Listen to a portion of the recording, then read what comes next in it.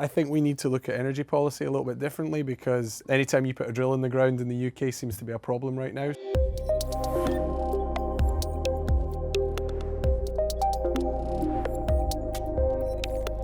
We are here at E-FWD's Aberdeen offices, and I'm Aberdeen Features Lead Ryan Duff, and I'm joined by OSSO Chief Executive James Scullion, E-FWD member.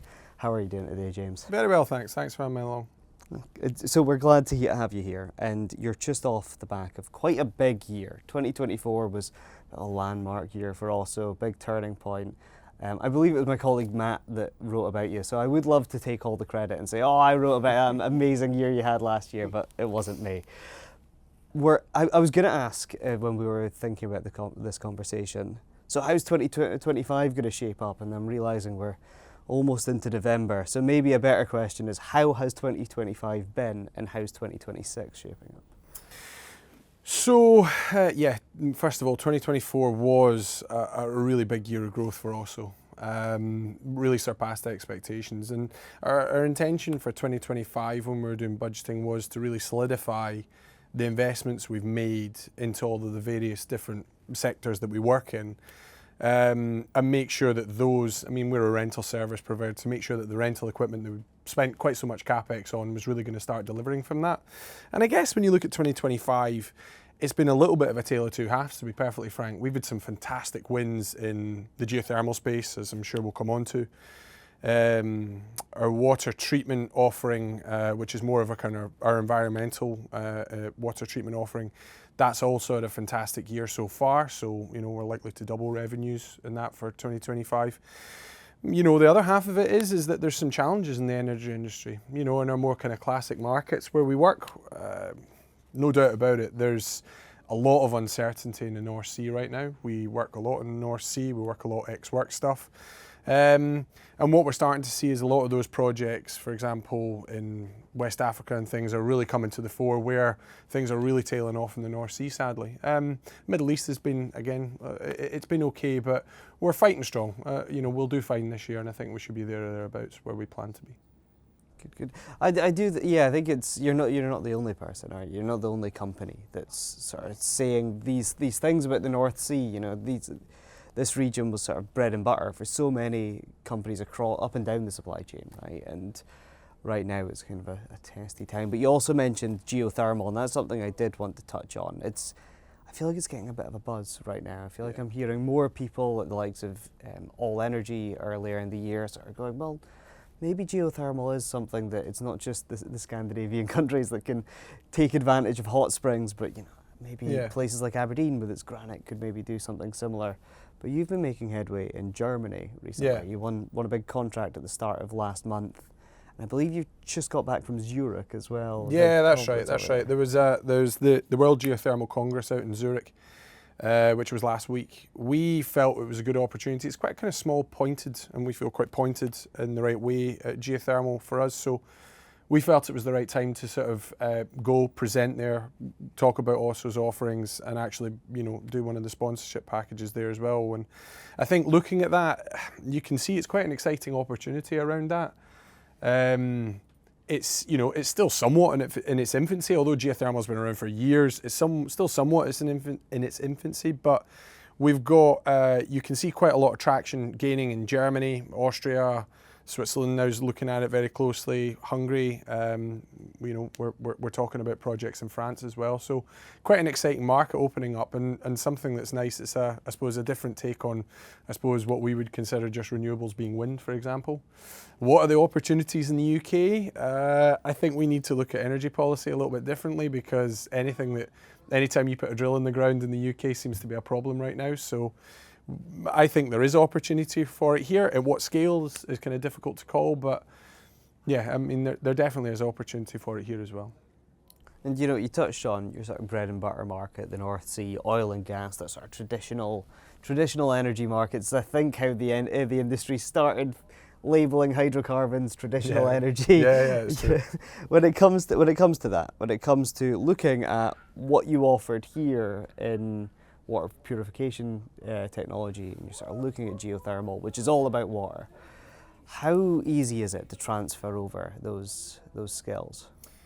I mean, specifically with water purification, it is quite straightforward. I mean, what we offer within water purification and geothermal is more rig site water treatment. So that would be our kind of environmental products. That would be rig site water treatment. And then in the well testing phase, we would also treat any water arisings from that, allowing them to be discharged into local water courses. So that piece works really well. I mean, for us, the kind of main thrust into geothermal was more around our mud cooling offering. So that is specifically on the drilling phase, where we've got a long history of experience within the oil and gas sector, specifically drilling high temperature or HPHT wells. And that translates directly to what geothermal, the essence of geothermal effectively. And the part of it that we really focus on is the power gen geothermal. That's the really, really deep hot stuff is what we're looking for.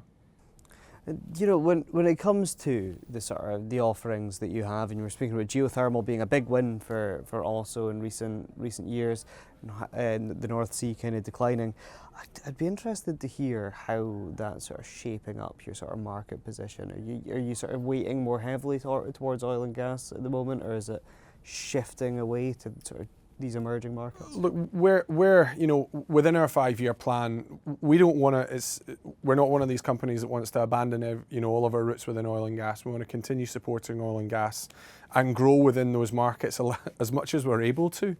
But the most important thing for our growth story is that we're growing in these other emerging markets and things that are inevitably a little bit more environmentally focused too, which is why the water treatment market for us was quite so important as a diversification.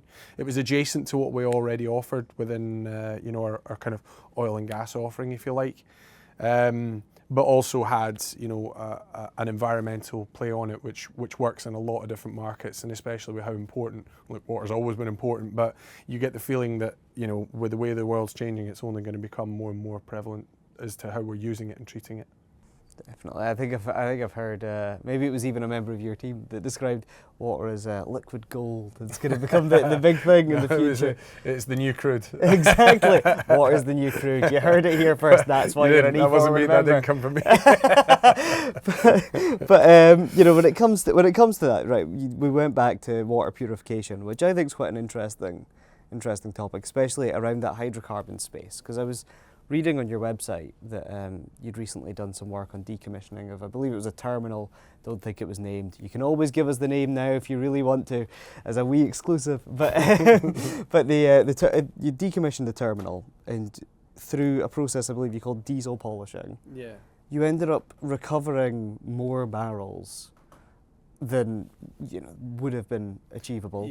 And that it was ended up being sold for a higher value than the contract was worth initially. Well, I guess, look, that all depends on the oil price at the time, right?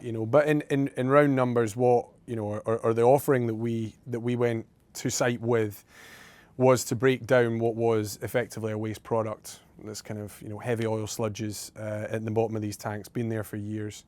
The alternative was just to send it all for incineration, and what we go on is with, we'll go on initially, do the analysis as to how we're going to treat this, and then go on with a specialised sort of modular train of products that we have in our rental fleet that separates it out into its component parts, so you end up with a far reduced level of kind of oil sludge which has to go for incineration.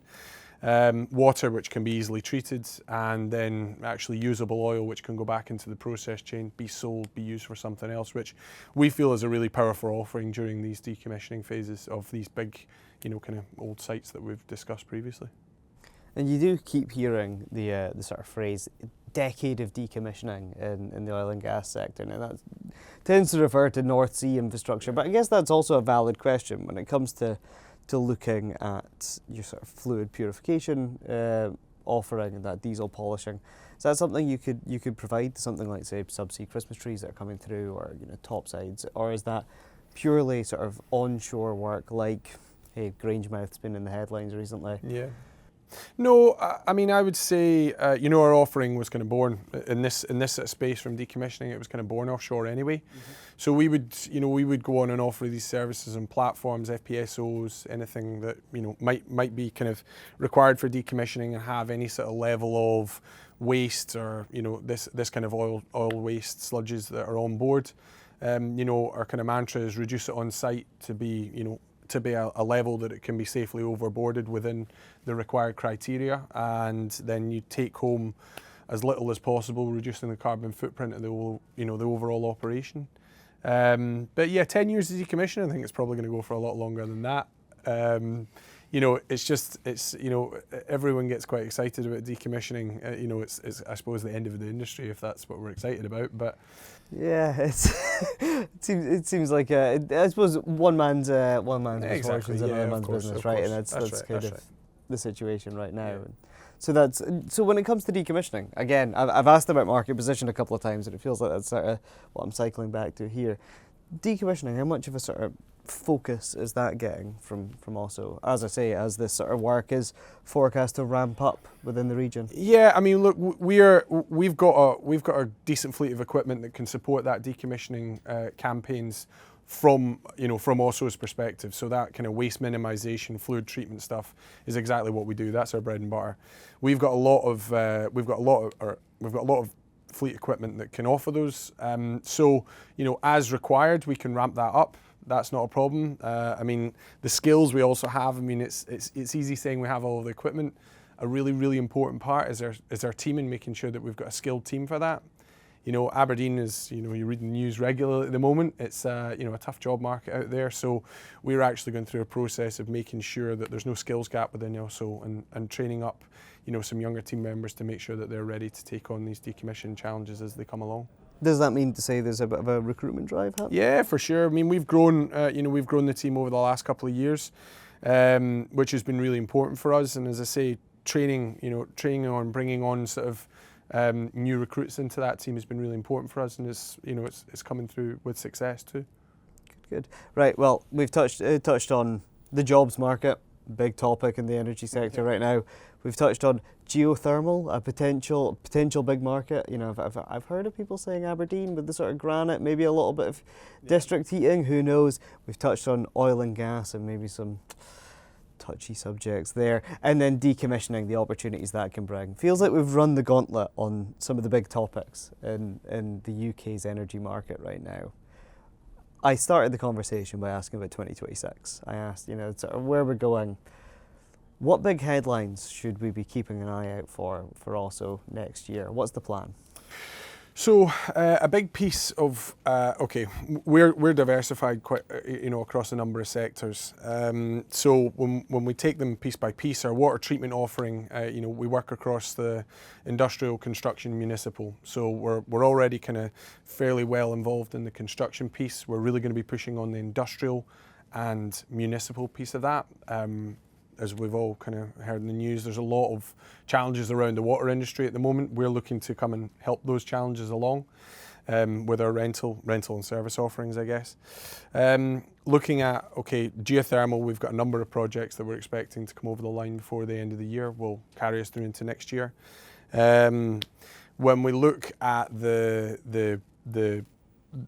more, what do we call that, the diversified piece into decommissioning, if you like, there's a few more service offerings that we're looking at around that, but they're a little bit early stage at the moment. So I'll kind of keep those a little bit closer to my chest if you don't mind. But for 2026, we've got a really exciting pipeline of kind of big projects that we're expecting to be kicking off within the new year, which I'm really excited about. And also, a big push of our growth is going to be continuing around our CapEx. So our CapEx drive, increasing our fleet sizes across the board, but also pushing on our geographical footprint as well. That's really important for us. So yeah, there'll be plenty of headlines, I'm sure. I'm looking forward to it, and I'm sure my readers over at Energy Voice are too.